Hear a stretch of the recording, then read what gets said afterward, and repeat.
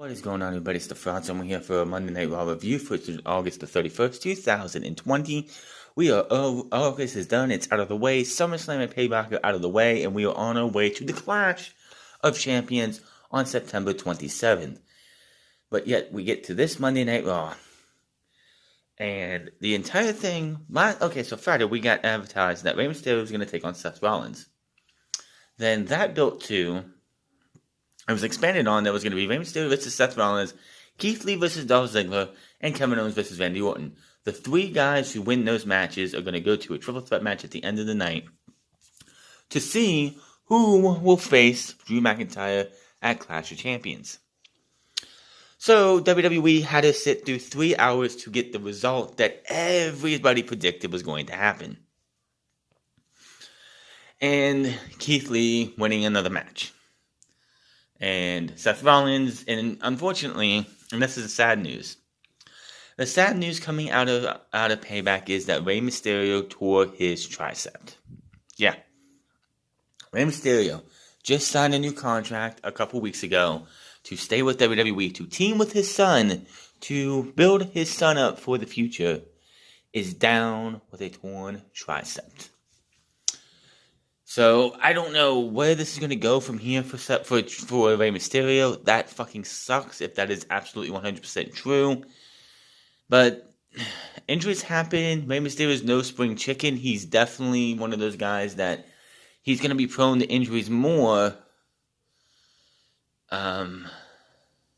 He's going to get there, or he's going to be injured more than everyone else. It's just what it is. So, it sucks. Rey Mysterio is back on the mend back on the injury reserves list.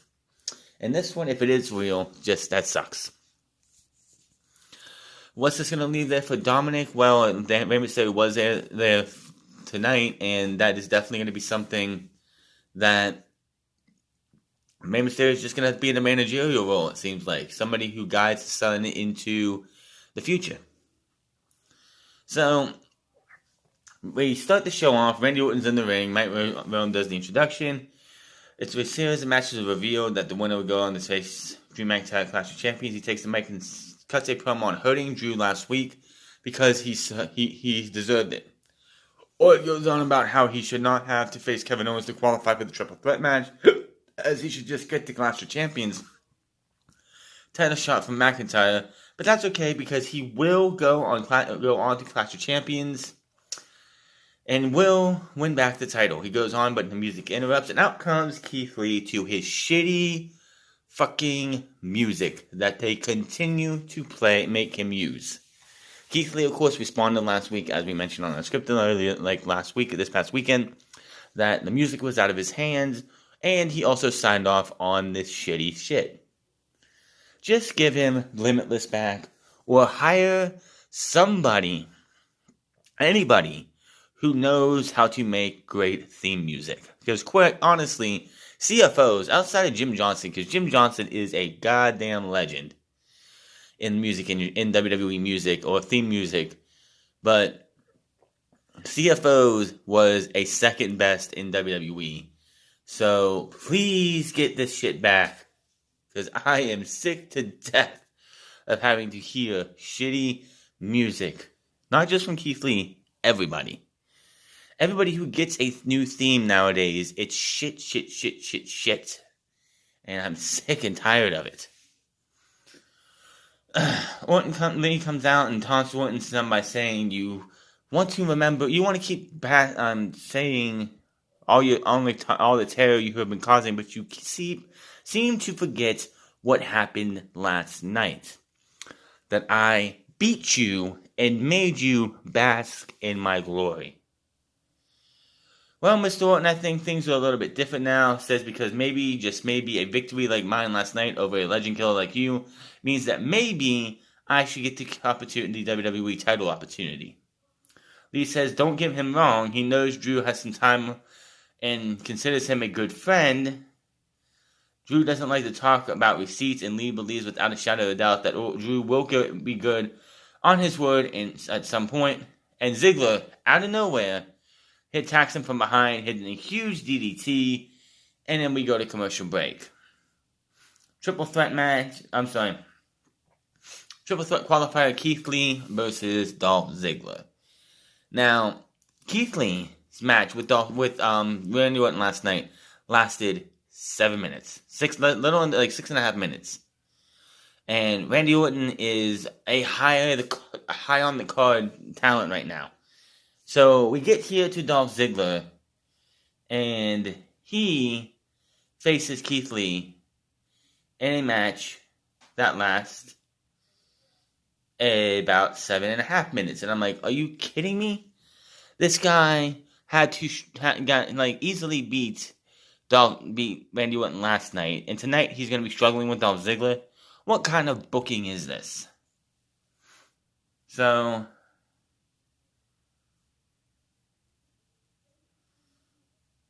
Lee ends up hitting the Spirit Bomb to get the pin in the win. Ziggler loses for the millionth time in his career. Go figure. And the thing, Dolph Ziggler, just 2 months ago, was it not? Or 3 months ago, was challenging for the WWE Championship. And here he is, just doing what he does best, putting other people over. We go to look how Nia Jax and Shayna Baszler captured the women's tag team titles from the Golden Role Models. By the way, that was I was fucking sleepy as fuck when I put this shit up last night. And I watched that match again, and just that finish, the match was okay, as I said, but that finish was amazing. The fact that she had the Muda lock and the Karafuda clutch on, and using Sasha Banks to make Bayley tap out. She is the submission magician for a reason, and Shayna Baszler is definitely somebody who should have been the Raw Women's Champion coming out of WrestleMania, and should be Raw Women's Champion going into WrestleMania next year. How she wins it, that is between here and WrestleMania. Now, Sarah Schreiber is backstage with the champs. She asked them how they were able to put the difference to the side, and Jack's like, simple. She told Baszler to follow her lead, and she did. Baszler's like, well, no, this is what happened. I told Jax to stay out of my way, and she did, allowing her to connect the double submission, and and then Nia says, no. See, this is how I see it, and I fucking hate that they brought this line back. I am the tag team champion, and she just holds the other title bout. What in the little fuck was that? Just, what the fuck? What in the little fuck would you have her come out with that Team Hell Knows line? Like, I am the tag team champion, and she is. And they're arguing over all this. And then Asuka comes in. Sarah Schreiber starts to ask her a question. And they're like, whoa. This is our time. This is our time. They both yell at Asuka and have words for Asuka. Asuka then attacks and shoves Shayna Baszler out of the way, so Nia gets in her face, and Asuka leaves. Nia and Shayna Baszler look at each other, and that was that. I believe that's all we saw from those two tonight. So, it's the strange bedfellows teaming up, winning the tag team titles. I don't see them holding these titles for very long because they're going to come to blows. Nia is going to probably leave Shayna high and dry because it makes sense to have that happen. And then Shayna is going to end up either winning the match, forcing them to still have the championships, or losing the titles in the end. Whether that's at Clash of Champions or afterwards is beyond me. Charlie Caruso, hold on. Backstage, we see WWE producer Adam Pearce with a group of security guards. Pearce says Retribution ruined last week's main event. But that won't happen this week because security is going to do their jobs. If that does happen again, then WWE will hire some people to work security who can do their jobs. Then why not just do it in the first place? These are the jabroni jobbers who end up getting beat up anyway. So why would you even try and make them security guards? They give them a yes sir, and Pearce tells them to get to work, and they all leave. Adam Pearce is acting like a authority figure, so why not just give this guy the title of commissioner of both Raw and SmackDown? Because he is going there back and forth between each of them. And why not just have him be like, well, just have him be the commissioner. Just do that. Just call him the commissioner. It's not that hard. Charlie Caruso is in the ring now. She introduces Raw Women's Champion Asuka and welcomes her to the ring. Charlie asks her about demanding who she has been demanding a new challenger and asks who she thinks anyone is deserving. Asuka laughs, speaks Japanese, proudly derogatory to anybody else. She then names some of the people she defeated, from Becky Lynch to Bayley, Sasha Banks, Ruby Riott. I believe she's doing there too. And it doesn't matter who is ready for her because she is ready for anything. And out comes Mickie James. I guess it was her 41st birthday today, so good on that. Mickie says she recognized greatness when she sees it, and Asuka is probably one of the greatest women's champions of all time. So with that said, Mickie figures out of respect that Asuka should be the first to know that she's coming for the Raw Women's Championship, and then out comes Natalya and Lana. Natalya says Nikki really thinks that she can come back and jump the line and demand a title shot. Natalya calls her selfish because you've had 6 opportunities. That's really selfish. Lana goes on about how she says Natalya aligned with her because she is a trendsetter and a fashion influencer.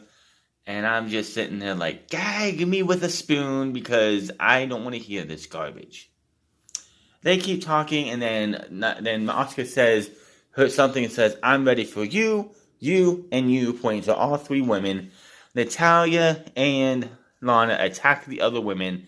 We go to commercial break, and I honestly figure we're getting a tag team match. Typical WWE, a tag team match. But that's not what happened. We got a singles match between Mickie James and, we do the pediatric cancer awareness month in September clip, even though it's still August, but whatever. And then we see the Hurt Business wrecked the Underground last week. Cedric Alexander's backstage with the Viking Raiders. And the Bachelor's Demian Burnett, who is still here for some reason. Is she lost and stuck inside the Thunderdome? Because she's always here. She impressed with Cedric turning down the Hurt Business. She supports all 3 of them. Gives Ivar a kiss on the cheek. They walk off, and Demi goes about her way. Angel Garza appears and smiles while watching Demi walk away with a rose in his hand. Lana versus Mickie James. So no, we did not get that tag team match. We got a singles match. Lana, Mickie James. It lasts about a minute and a half. Lana loses. Who gives a shit?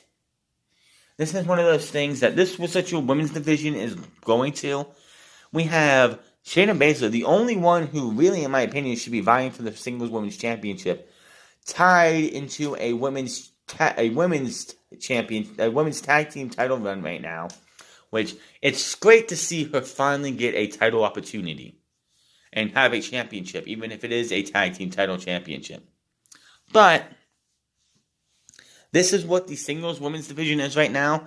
Mickie James, Lana, and Natalya. Oh my goodness. Where's Bianca Belair? Why are they not? I'm not saying Bianca Belair should be getting the title match at Clash of Champions, but why are they not building this woman up? Where has she been? She was not on the show at all. Hasn't been on this show in, 4 weeks or so? And they only brought her back, and this is the sad part, they only brought her back to team with Ruby Riott because Liv Morgan was probably had to deal with COVID. And now that Liv Morgan's back, they don't need her anymore. So she's back to main event or catering. We see Aleister Black attacked Kevin Owens last week. Charlie Caruso is backstage outside of Black's locker room, talking about what happened last week and what she's hoping to find out some words. When Randy Orton suddenly comes out, sneaking out of the Black's door, surprising Caruso, we go back to commercial break. Still to come, the Moronics will take on Liv Morgan and Ruby Riott of the Riott Squad. The winners will earn a women's tag team title shot later, and the losers have to disband. The rumors are true. The rumors that WWE, not WWE, but Vince McMahon, sees something in Peyton Royce that he wants to push her as a single star. I mean, you just put Ruby Riott and Liv Morgan back together. Why would you just break them up immediately? It wasn't going to happen. But then we go backstage to the Moronics. They were asked about possibly having to disband after being best friends for years, which even if they disband at the end of that match, they can still be best friends. They just can't be a tag team anymore. That's the dumbest thing ever. But they made this so obvious. So goddamn obvious. Because while they're talking, we're seeing pictures of them hugging and their time in independent wrestling, NXT, winning the tag team titles at WrestleMania. They talk about winning those titles at WrestleMania, and it's like, you are just giving away the finish to that match without that match actually happening. From the fact that Vince McMahon wants to make Peyton Royce one of his stars of the women's division, to having them talk about their history together while also showing their history together, you make it so obvious that they're losing. But that's what they do. It's what WWE loves to do. So, Triple Threat qualifier, Randy Orton versus Kevin Owens. This match doesn't even really start. Kevin Owens makes his way to the ring. Aleister Black from behind beats the brakes off of him, hits him with a black mass. He gets in the ring. The referee's like, "No, Kevin, no, you can't compete. You can't. No, Kevin, no. You can't do this, Kevin. No, Kevin, no." Kevin Owens finally gets out. The ref's like, "Okay, I gotta do it. Ding, ding, ding." Kevin gets a couple shots in. RKO, 1, 2, 3, and Randy Orton wins without even breaking a sweat. Gee, I wonder who's going to win the triple threat match at the end of the night. Charlie interviews Rey Mysterio backstage. He gets Dominic Mysterio and his family with him. They actually had not just Angie, but they also had Aaliyah there too. The last time we saw Aaliyah on WWE television was, I'm going to say, was when CM Punk was doing the Straight Edge Society, and it was Rey Mysterio versus CM Punk, and it was her birthday. It was around her birthday, or it was her actual birthday when the show was taped, or when the show was going to air. And CM Punk came out and serenaded her with a happy birthday in the creepiest way ever, making the girl cry. And she's 19 now. And I can see why WWE and Rey Mysterio and Angie probably wanted to keep her off of TV. Because, one, she is beautiful. Just going to say that right there. And all the little creeps came out on the picture. They put a picture up on WWE's Twitter page, or one of WWE's Twitter accounts, of the Mysterio family, Rey, Dominic, Aaliyah, and Angie. And there were just the creeps out there just wanting to make all the disgusting and sexual type tweets about how they want to do this, they want to lay, it's just, I can see why they wanted to keep her away, because the little creeps out there are going to just come out in droves. But it is what it is. They brought her out. They brought her in. She was there. And, hey, great to see her. If she wanted to join the wrestling business, I think she would be able to do it too. But, hey, I ain't going to tell somebody that they can do what they don't. It's just... Yep. So, Rey Mysterio is getting his son ready for his match later in the show. We see how Bobby Lashley won the title from Apollo Crews. Crews will take on Shelton Benjamin in the Underground later in the night. Who gives a shit? MVP welcomes us to the VIP lounge, first from the Thunderdome. He's joined by Shelton Benjamin. MVP talks them up and then introduces the new United States champion, Bobby Lashley, which I believe was Bobby Lashley's last title in WWE in 2007 before he ended up leaving because of differences or whatever else he wanted to say. So, MVP takes the mic and addresses Apollo Crews. Lashley talks about how he said exactly what he was going to do on Crews at Payback. He was going to beat him up and take his title. Lashley says Crews tried to get some payback during the celebration, but he's not mad because he would have done the same exact thing. For that, Lashley promises that he will get Apollo back. Shelton says since Cruz wants to act like a punk, he's going to get beat up like a punk in Raw Underground tonight. MVP promises they are not done with Cruz, but for now they're going to have to focus on tonight's 6-man match, which of course this match comes from what happened last week in Raw Underground when Cedric and the Viking Raiders all got destroyed by the Hurt Business. The Hurt Business exits the ring as Cedric slowly walks down the ramp. MVP told Lashley and Benjamin holds them back. He approaches Cedric and asks if he had a change of heart. He said he's out here all alone. Cedric says, hell no, he hasn't had a change of heart, and he's not out here alone. The Viking Raiders attack from behind, and the Hurt Business get laid out at ringside. Eric and Ivar and Cedric hit the ring as the Hurt Business get back to their feet, and we go to commercial break. This match was okay, I would have to say, I guess. The Viking Raiders should be battling for the Tag Team Championships. The Viking Raiders should be your Tag Team Championships.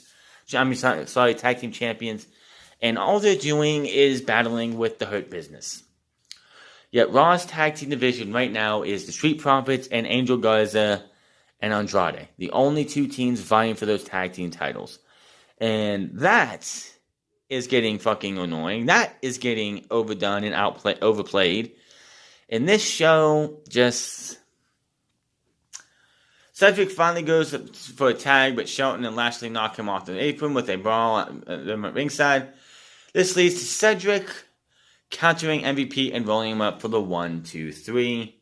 After the match, Cedric music hits. The Viking Raiders join him in the ring. MVP actually smiles at Cedric and stands tall, with Lashley and Shelton calling them away for a potential brawl. The Hurt Business exits the ring, applauding Cedric and staring them down. They celebrate. Cedric and Shelton and the Viking Raiders celebrate, and we go to commercial break. Oh, we go backstage, I'm sorry. And we see Titus O'Neil warming up for the Raw Underground. Back to commercial break there. So, I guess Titus O'Neil's time in catering just was done.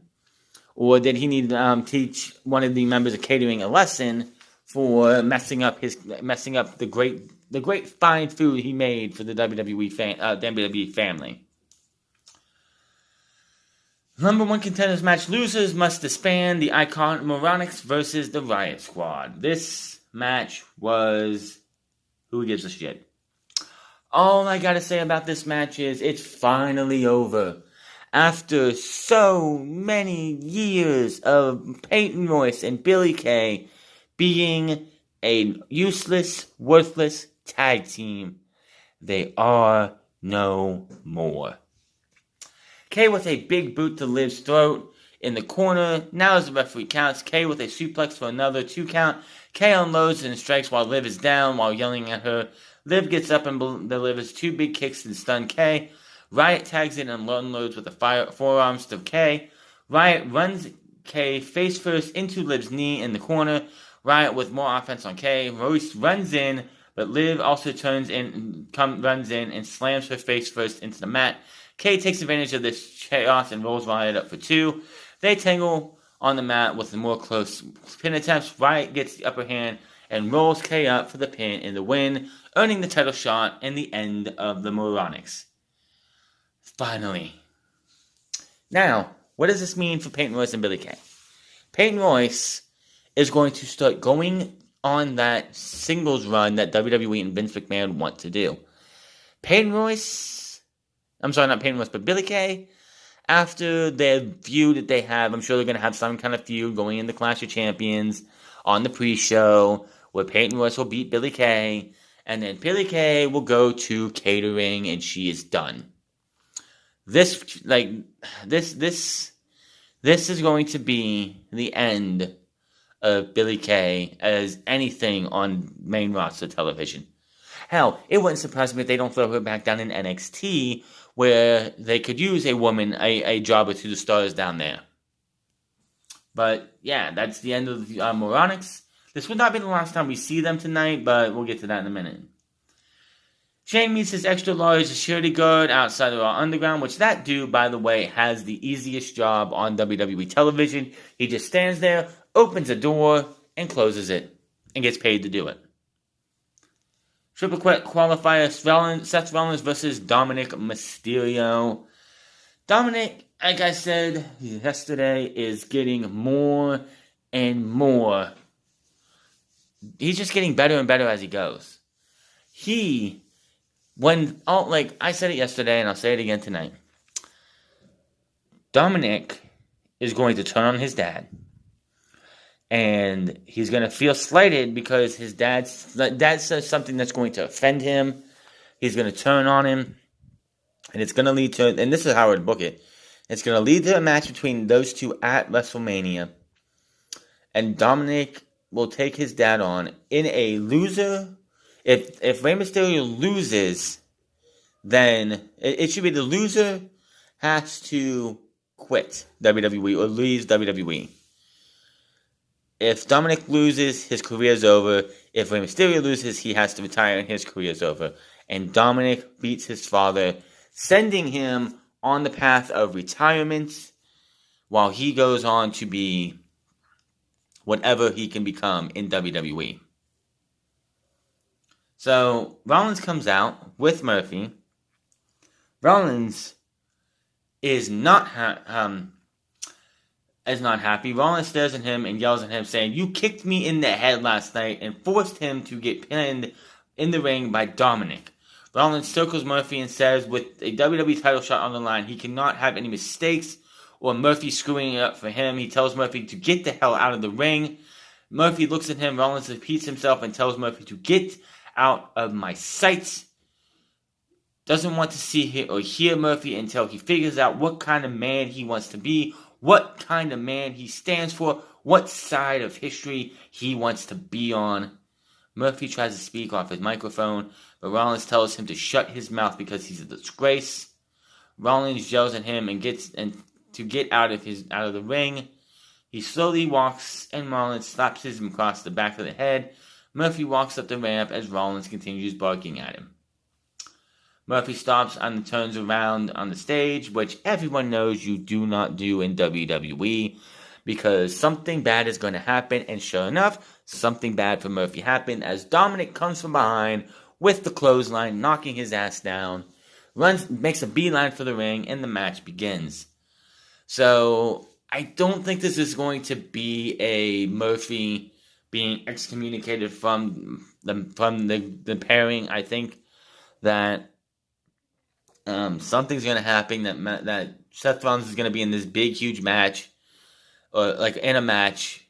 It's not going his way. Murphy's going to come out of nowhere, taking down, distracting Seth Rollins' opponent, and Seth ends up winning. I don't know what that's going to mean, but it didn't happen tonight in this match. I thought it was going to, but it didn't. Seth Rollins ends up winning. We see Angie and Leo and Rey Mysterio watching backstage. Dominic goes to back at the top, but has to roll through as Rollins charges. Dominic drops Rollins into the rope and hits the 619. Goes back to the top for the frog splash, but he lands hard as Rollins moves out of the way. Rollins goes right up and nails the stomp in the middle of the ring. 1, 2, 3, and he gets the final spot. As I've said before, Dominic is quickly becoming a good, if not great talent in this company.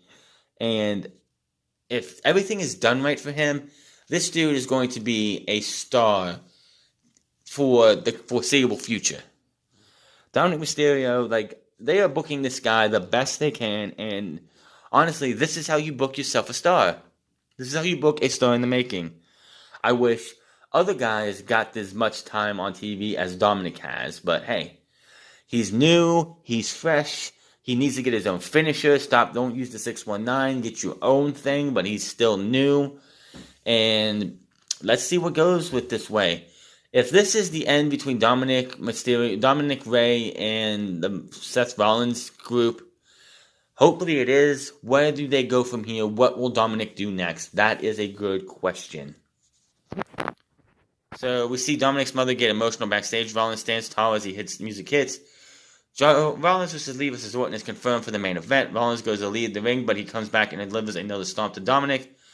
The fake boos ring out. Ray gets angry backstage, which obviously tells you that this isn't over with, and it's not over by a long shot. Unfortunately, with the torn tricep, if it's a legit torn tricep, which most likely it is, what are they going to do next? The referee checks on Dominic. He clutches his head and we on the mat. We see the Raw Underground stuff. I don't really care. Street Profits backstage hype up. Angelo Dawkins uncovers a whiteboard with Coach Dawkins' scouting report on it. Andrade, Angel Garza, and Zelina Vega, they take shots of the group to hype the Tornado Tag match. Back from break, the 24/7 championship happens. The R-Truth wins his 39th championship. I don't care. I never cared about the 7-Eleven I-95 Eurocontinental title. I don't care, and no one should ever care. Tornado Tag match, the Street Profits versus Angel Garza and Andrade. This feud has been going on since before WrestleMania. It is August 31st. It's now September 1st because I'm recording this after midnight. But it is September now. This feud is still going on. And I don't know why. This is the problem with this tag team division. This is also a problem with WWE. Angel Garza and Andrade versus the Street Profits in the next, say this is the final match that these two have, even though the way it ended. Say 6 months from now, you have these two teams go against each other. WWE will have the commentary team been like, we'll have a renewal of one of the great rivalries of 2020. I'm like, what great rivalry? Andrade and Angel Garza versus Street Profits that you drug out for 4 or 5 months? And not letting us stop watching the same tag teams go at each other over and over again? This is absolutely fucking ridiculous. This is the problem and why we need to merge the divisions. There's not enough variety in either Raw or SmackDown's divisions. It's time to move on with this. If you wanted Angel Garza and Andrade to be in this whole tag division thing, they should have won the titles when they had the chance. Match doesn't even have a finish as Retribution comes out. Angel Garza takes Demi Burnett to the back, and everyone else, including Zelina Vega, all get beat up. That was that. Nothing else you can say. They had a decent Tornado tag match, beaten up by the Retribution, and that was that. Back from the can we see the replay of Retribution? We see WWE producer Adam Pearce yelling at the group of security guards because they failed to do their job. Which again, why not just make him the freaking commissioner? Why don't you just call him Commissioner Adam Pearce? We go back to Raw Underground with Shane McMahon. More of that shit. Don't care. We see what happened between them, Cedric Alexander and Hurt Business as he was beat up backstage earlier in the show. More on Raw Underground stuff. Guest announcers for Raw Talk have also been done. Now, during the Jessamine Duke one, which was a little bit earlier, Peyton Royce and Billie Kay were out there at Raw Underground. They look sad because their friendship has to end, even though their tag team has to end. Their friendship really doesn't have to. But Peyton Royce she turns her back on Billie Kay, rolling her in the ring in between Jessamine Duke and Marina Shafir. They beat up Billie Kay. Peyton Royce is all happy about what just happened until Shane McMahon puts his arm around her and really, really creepy shit goes on. But yeah, so that friendship is absolutely dead and good on them. More on Raw Underground stuff, as I said. Shane McMahon, the Hurt Business beat up the 3 baby faces from earlier in the show. Whoop-de-doo. Angel Garza's backstage with Demi Burnett, trying to get her away from Retribution. Unfortunately, they're trying to get to a door. Retribution comes in. Angel Garza just runs away like a coward, leaving Demi alone. She eventually runs away too. And that was that for that. Retribution has been going on long enough. Can we get one person confirmed for Retribution? We need to see somebody unmasked. Somebody unmasked very soon. Because it's just the same old shtick over and over. Give us a face. Not to everybody, because that would be stupid. Give me a face to somebody. How hard is that? Triple threat match, Randy Orton versus Keith Lee versus Seth Rollins. The bell rings, they all size each other up. Randy Orton goes to the floor and has words with Rollins, who says, "Hey, I thought you were going to help me." Randy Orton's like, "I already work tonight." Typical Orton. So, Randy Orton, again, match was a good one, but predictable in the end. Lee catches the stomp and delivers a big spear bomb to Rollins, but he's slow to follow up with the pin. Orton runs right in, takes advantage, hitting the RKO on Lee. He covers Lee for the pin. Seth Rollins for the pin and the win for the 1, 2, 3. After the bell, Orton stands tall and exits the ring, going to the ramp. The pit boos pick up from the fake crowd. We see Lee and Rollins recovering at ringside. We get replays. Tom says if McIntyre is cleared, he'll be defending his title against Randy Orton at Clash of Champions on September 27th. So, Randy Orton was promised last week a title shot by Drew McIntyre. Then, Randy Orton loses at Payback to Keith Lee. And now, he gets a title shot.